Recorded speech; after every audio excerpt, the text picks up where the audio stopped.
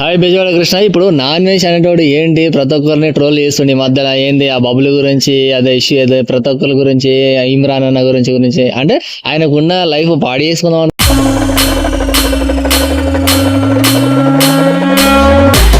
మంచి ముదురు అట్లా అన్నట్టు. ఏంటి అసలు ఆయన పైన మీ అభిప్రాయం ఏంటి?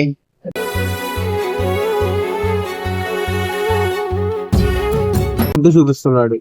సో అలాంటి మంచి పేరు ఉంది, కానీ ఇప్పుడు జనాల్లో ఒక బ్యాడ్ నేమ్ తెచ్చుకుంటున్నాడు, చిల్లర అయిపోతున్నాడు. ఎందుకంటే బెట్టింగ్ ప్రమోషన్ చేసిన వాళ్ళ గురించి పోరాడుతున్నాడు. ఓకే, దాని గురించి అంతవరకు కరెక్ట్ బాగుంది, కానీ వాళ్ళ ఫ్యామిలీని తెచ్చడం తప్పు. అది ఒక ఇండియన్. ఆయన కూడా ఒకప్పుడు ఆయనకి డబ్బులు లేకపోతే మన ఇండియన్సే ఆయనకి సాయం చేశారు. నేను పలానా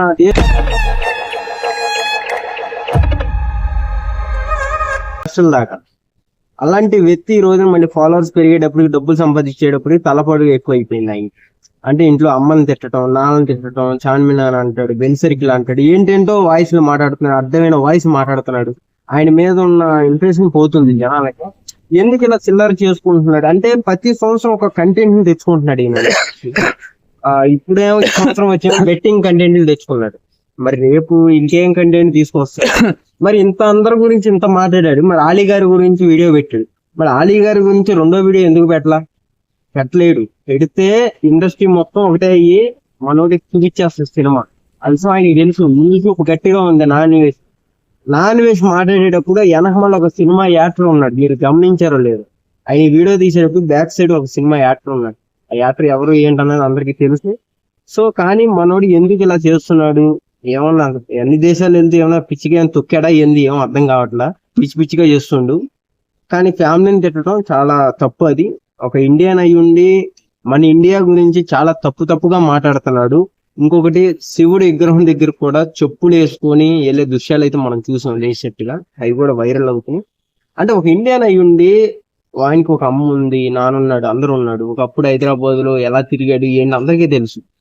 స్టార్టింగ్ లో వీడియోలు నల్ల బొగ్గులాగా తీసేవాడు, బురదలో దొల్లాడేవాడు. ఆ వీడియోలు ఎక్కడ చూస్తున్నా. తర్వాత ఏదో ఆడి కాలు పట్టుకున్నా ఈడి కాలు పట్టుకున్నా ఏదో రూపాయి పోగు చేసుకుంటే విదేశాలు తిరిగాడు.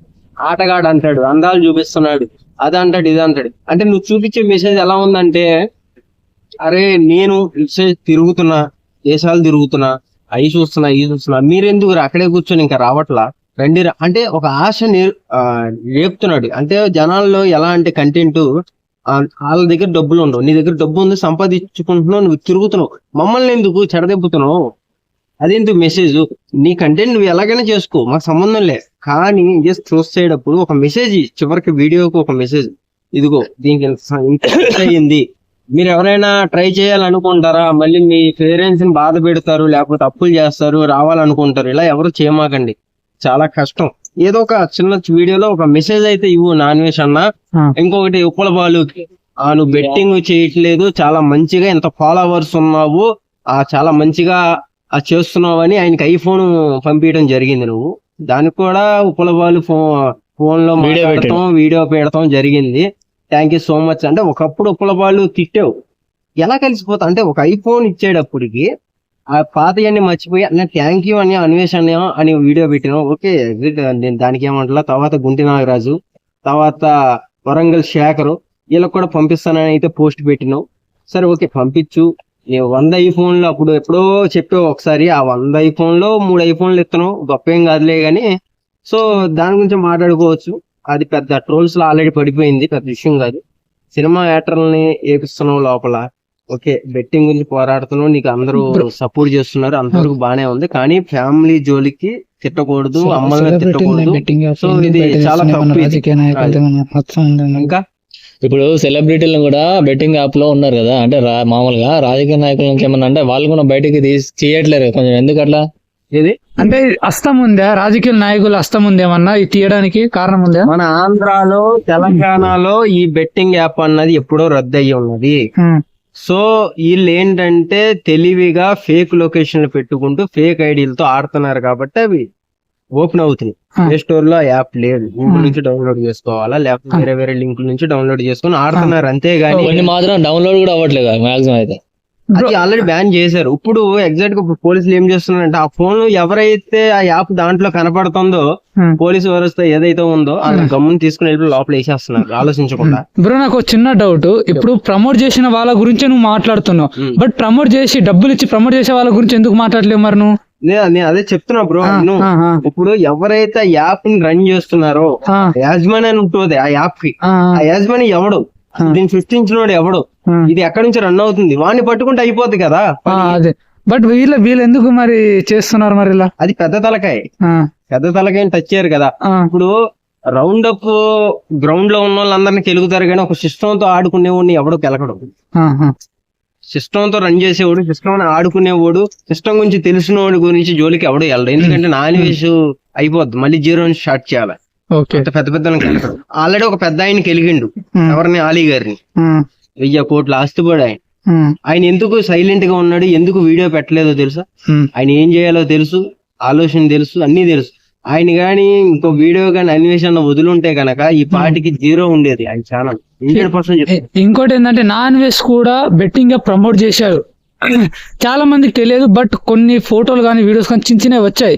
దానిపైన మీ అభిప్రాయం ఏంటి? ఇప్పుడు బెట్టింగ్ యాప్ గురించి ప్రతివర్తలా మాట్లాడుతున్నాడు కదా, దానిపైన మీ అభిప్రాయం ఏంటి? అభిప్రాయం అంటే చూసిన జనాలు మర్చిపోయారు భయ్య. ఈయన తెలివిగా వీడియోలు డిలీట్ కొట్టేసుకున్నాడు. సో చాలా మంది ఏమంటున్నారంటే ఆయన ఫ్యాన్స్ కొంతమంది ఉన్నారు, మోనార్క్ ఫ్యాన్స్, మామూలు ఫ్యాన్స్ కాదు. అంటే ఆడు పియ్యి పెట్టని ఛానల్ లో సూపర్ అన్న, బా కింగ్ అన్న, అబ్బా ఎక్కడదన్న, అబ్బా అబ్బా అని మాట్లాడే ఫ్యాన్స్ ఉన్నారన్నమాట ఆయనకి.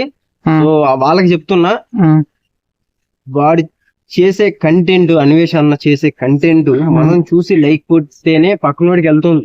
గుర్తుపెట్టుకోండి ఫాలోవర్స్.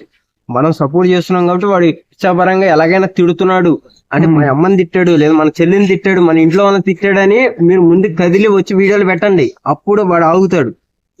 మీరు ఇంకా వాడికి ఇంకా సపోర్ట్ చేస్తున్నారు కింద కామెంట్స్ లో, ఇంకెందుకంటాడు మాట, ఎందుకంటాడు చెప్పు.